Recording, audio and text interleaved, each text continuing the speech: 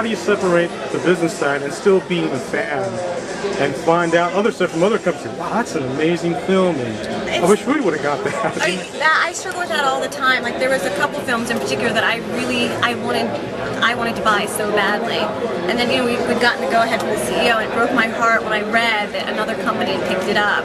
And when we go to film festivals, like I see something like, oh my god, I want that so badly, and I just hope none of the other distributors get it. I mean, also because you also want, I don't know, it's I generally love films, and then when you find a film that just like blows your mind, it's so much fun being a part of that and working on that. And it's hard, like it is. It's a little, it's like, oh, when somebody else gets it, but And on the flip side of it, there's something.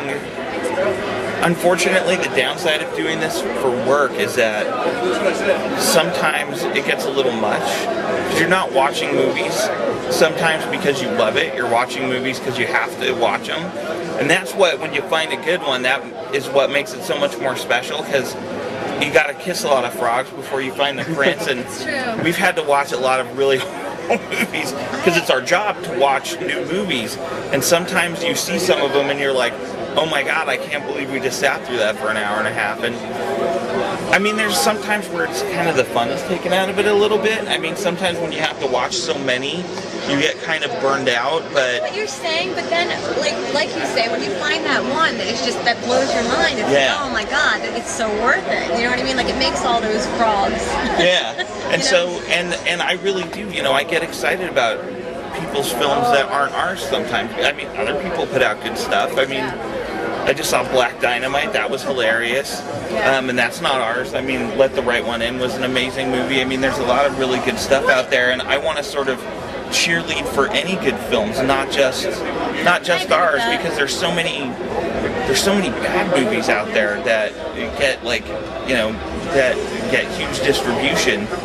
That anything to sort of counteract that is, No, see, I agree with that. I just, there's certain mainstream movies that are never going to be our films where I see them and I can say, oh god, that's great, and I really try and champion that film or tell, like, you got to see this, or you got to see that.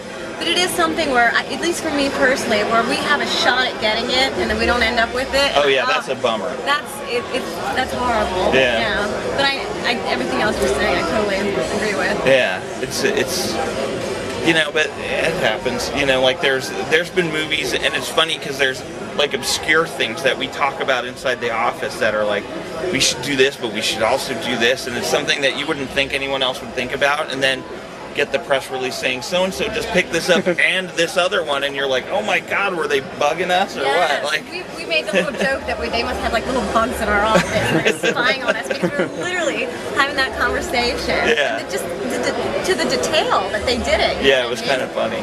So, as you can tell, it just happened recently, so we were like, at least now we're laughing about foiled again. As opposed to being like, oh my god. Yeah, we were so angry. We were pretty bitter for a couple of days. Yeah. We finally decompressed. We could have a good laugh about it.